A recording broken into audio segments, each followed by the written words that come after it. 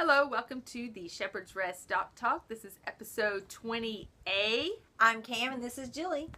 So today's Torah portion is from Genesis 28:10 to 32:2, and it's called Vayetze. Vayetze. Yes.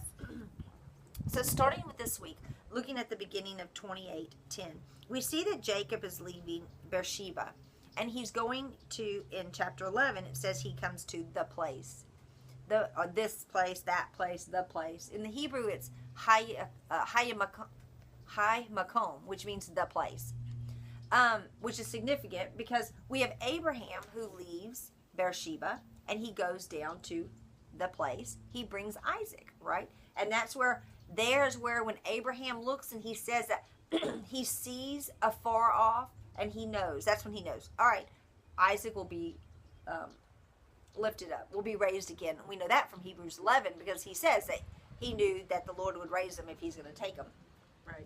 Even Yeshua says in John that Abraham rejoiced the day that he saw his presence, or his day, which means obviously Abraham saw what was going to happen with Yeshua. So here goes Jacob up there, right? And he goes to the place. And he gets a stone, which I love that because Yeshua is called the cornerstone, the stone, right? We're living stones. So it says in 12 that, in 11 it says that, and he took one of the stones of the place and he put it on his head, put it at his head, and then he lay down in that place and slept.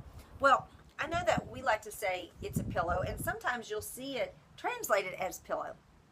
I don't know about you, but I don't ever see a rock and go, man, that looks like a comfortable place to lay my head, you know. And I know people like firm pillows, but that's ridiculous. That's not the firm pillow. So let me do a little more of a picture for you. He lays down, he puts a stone at his head. It is also said that it wasn't just one, it was numerous stones, because here he takes one of the stones. So he kind of builds a bed, not to lay on, but around. I guess a crib might be an idea. Yeah. So it sits around because it protects him. Remember, Esau's chasing him. If from a distance something's being thrown, or it's a little harder to get through the stones. Right. To pierce your body if it has to hit something hard first. Right. So when he's sleeping, he has this dream. In the dream, we have the ladder, right? Yeah. And we have angels going up and down. Now, here's something interesting about Hebrew. Hebrew doesn't have, like we have he, she, and it, right? Right. Hebrew doesn't have a it, per se. It has a he or she.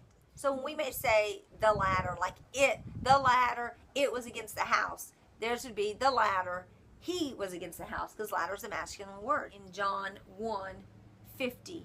Now, 51, you could actually, the story part starts at 48. It has to do with Nathaniel. But anyway, so Yeshua says, and he said to him, to Nathaniel, truly, truly, I say to you, from now on you shall see the heaven open and the messengers of Elohim ascending and descending upon the son of Adam. So that would be upon him. Yes. So isn't it neat how in the Torah it says it's upon him, the angels are going up and down, and here Yeshua changes that a little bit for the Hebrew to make sure that he now is understood not to point to the ladder, but to be the person. Right. Because Yeshua is the one who brings together the heavenlies and the earthly, right? He's the one that joins them together. And that's what it's pointing to here. Jacob is here at the place where the temple will be, right? Where Abraham and Isaac were. You can just go through the list of things that have happened there and will happen there. And so there he is, and he's seeing this ladder. He's seeing this. He's dreaming. And he's got the stones around him to protect him. And he wakes up and he's protected. So he takes one of them, and he moves it, and he lays it upright. So it's a pillar, right? And he anoints it. You know, it's funny. I see that stone while you were talking being Yeshua, in the sense of Jacob rested. Jacob embodies all of Israel. And it's not until Yeshua is set in order will Israel truly rest. Absolutely. And look at the place. And look at what surrounded him. Yes, the 12 stones. Yeah. Yes. So I love it. Yeah, that's really good. In 19 it says that he called that place, the place, Bethel, which means house of God. And he didn't name the city Bethel. He named the place, which house of God is what the temple is considered. That's right. Yes. So often people So get he was confused. on Mount Moriah. He's on Mount Moriah, absolutely. He's not going on the side of Mount Moriah. He did the same route that Abraham took. Yes. And so I think that's why it's important that it says where he came from and where he was going. It's the same thing we have there with Abraham. Right. Yes. In 17, because he says, and he was afraid and said, how awesome is the place. This is none other than the house of God. This is the gate to the heavens. Which, okay, the gate of the heavens. Well, who was pierced at the door or the gate? Yeshua. Right. So, I mean, it all fits. We pray, we do the Shema towards them. Daniel prays towards there. Yeah. Solomon sets up that everyone prays towards there. That was long before there was an idea of another religion that prayed toward there. Right. That was long before that. Because it's considered to be the gateway to heaven.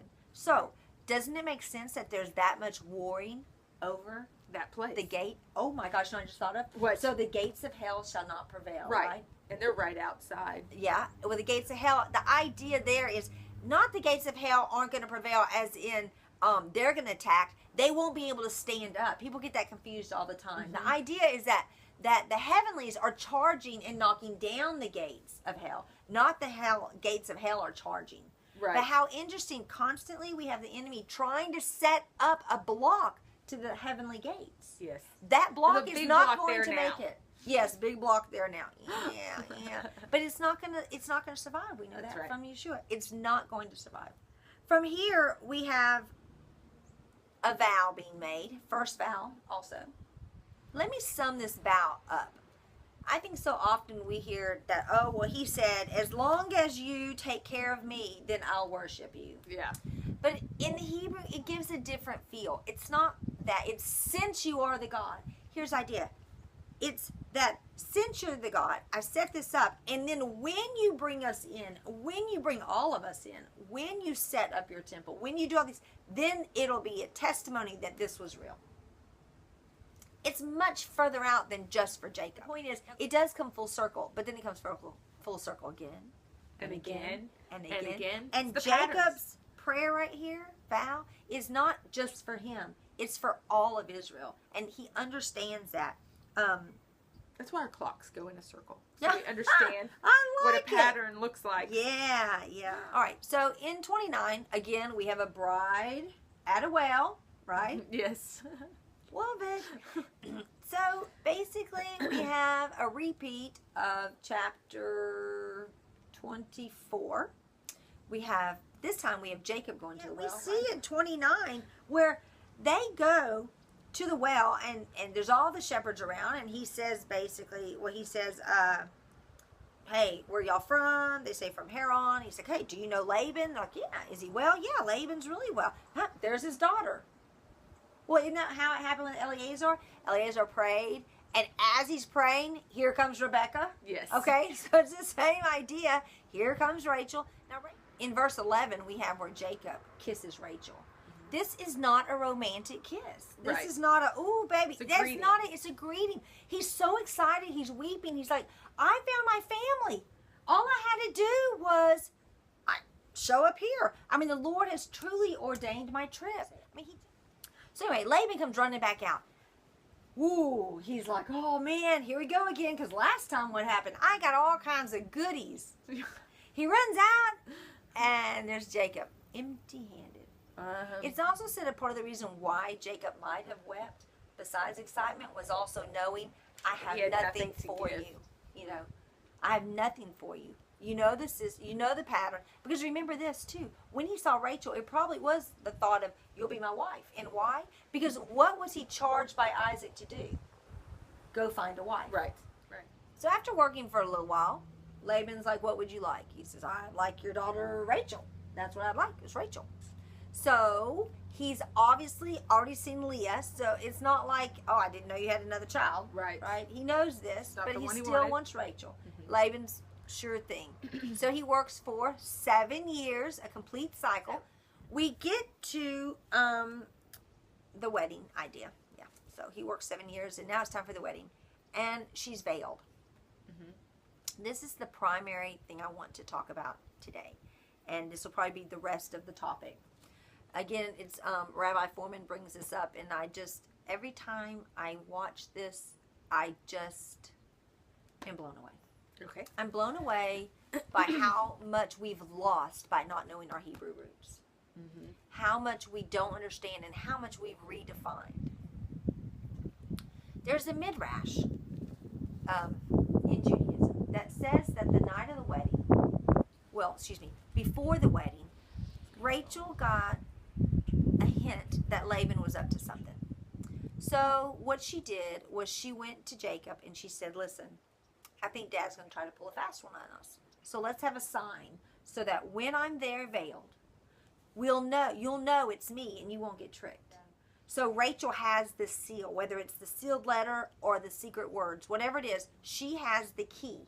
And she's like, no, he's going to know. But the last minute, she realizes what shame it'll bring on her sister. Because remember, her sister wasn't like, yeah, let me do it. I mean, this father is forcing Leah into the situation, kind of like Jacob was, in a way, forced into the deceit, right? Mm-hmm. Well, Leah's being forced into deceit. And think about Rachel. Rachel's been so excited this is her wedding, and now she's stuck in a tent somewhere. She can't even come to celebrate the wedding of her sister. She must be hidden. So last minute she decides, I can't do this to my sister. I don't want her to be ashamed. So she either gives her the letter or she tells her the secret words. So when she's there with Jacob and Jacob says his part, she fulfills the second part. So this is another reason why Jacob had no idea. As far as he knew, it was because everything they had planned worked. Okay. Mm-hmm. Mm-hmm. But wow, the fact that Rachel's like, I'm going to save my sister's face because she loved her sister. It wasn't, we have this idea of this hatred, but it wasn't. So the wedding goes on, right? After Jacob wakes up and he says, what have you done to me? You know, when I read that, when he says, what have you done to me? It makes me think of Abimelech. And it makes me think of Pharaoh. Because their whole thing they're all tricked. What have you done to me? What have you done to me? And what did you almost make happen? But it never happened. But with Jacob, that almost happened. He did. They consummated the marriage. A wedding, a Jewish wedding, is 1 week of honeymoon, basically. So pay attention. Be with just Leah for 1 week. And then you can have Rachel and work another 7 years. So he didn't work another 7 years and wait for Rachel. He got Rachel and Leah a week apart. Yes. Okay. Now they start having kids, right? And we know that Rachel's womb's closed. So we have Rachel who was denied her wedding. And her womb is closed. Mm-hmm. But we've got to know that the Lord controls this. So even through Laban's manipulation, we know that the Lord had a reason. Because from Leah, who's, she says that she's hated. Remember, that means not covenant. Because who did he want? He wanted Rachel. He wanted to have that covenant with Rachel. And then he got one with Leah. Because the Lord's like, I have plans for Leah. I have plans for her. Because from her comes the Levitical and the kingly line, Judah. Mm-hmm. Both. Yes. None of it comes from Rachel. But Joseph comes from Rachel. And what does Joseph do? He saves Israel. Yes. So it all works together for the glory of God, right? But the true lines, and he gives birth to the two, half Gentile, half Ephraim and Manasseh, which is how we get to come in. So Leah has kids, boom, boom, boom, 4 right off the bat, and Rachel has 9. Mm-hmm. Look at the names in which Leah names her children. You have Reuben, a son. You have Simeon. He heard my prayer. You have Levi, my husband will join me. And then you have Judah. Oh, I will praise the Lord. Yes. Then we have Rachel in 30, who is basically saying, okay, I got to have a kid. I'm going to die. And Jacob, the whole idea is, it's not my problem. That's between you and God. You're asking the wrong person. Right. I'm obviously doing my job. Yeah. So what ends up happening is she has a child, right? Bilhah has a child. And Rachel names the child because it's her child. She says in 36, and Rachel said, Elohim has rightly ruled my case and has also heard my voice and given me a son. And then her next child, in 8, Bilhah, she names it, with great wrestling, I have wrestled with my sister and I have overcome. You ever been really mad at somebody and it's kind of a one-sided fight? Yeah. I mean, that's kind of what's happening here. Now, don't get me wrong. It doesn't mean that Leah had no bitterness. But Leah is still knows that she doesn't have Jacob's heart. Right. And she doesn't have Rachel's blessing. And Rachel sees it as a fight. Maybe unforgiveness there in the heart. Yeah. Then we get to this really weird mandrake event. So you have Reuben, who is the firstborn of Leah, the firstborn of all the sons, who goes out and gives mandrakes. Anyway, so he brings flowers to his mom. Yeah. And Rachel sees them. Now, think about it. Rachel's been wrestling with I got to be like that, I got to be like that. Mm-hmm. And then she comes up, and this is in 3014. 3014. Reuben went in the days of wheat harvest for the found love apples of the field and brought them to his mother Leah. Obviously, you know she's the mother. Right. His mother Leah. And Rachel said to Leah, please give me some of your son's love apples. But she, Leah, said to her, is it a small matter that you've taken my husband? Would you take away my son's love apples too? And Rachel said, therefore let him lie with you tonight for your son's love apples. Okay. And we're like, man, look at those women making deals. But it's so much bigger. Rachel has been embittered for years. Mm-hmm. Leah kind of has too. So now you're going to take my husband? And it said that Rachel steps back with the idea of, wait. You have all these kids. He loves you. And Leah's like, no, he loves you. No, he loves you. And the two sisters are seeing things in different perspectives. And Rachel's whole idea is, you know what? I've gotten to the point, I don't want to be bitter anymore. I want to live through your son's milestones and not be bitter about you having children or be bitter that you were the first wife. I don't want bitterness anymore. They're making amends. Yes. So look, I want you to know, if I could share in the milestones of your children and celebrate in that, I freely give you my husband so I can be a part of your life. It almost makes me want to cry. Because the thought is that her bitterness, she releases it. And you know what happens after this? She has a child. She gets pregnant. Yes. How often Joseph, does that happen? the Redeemer. And how often does that happen in our lives? Yes. We are embittered. And when we finally let go and go, you know what, Lord?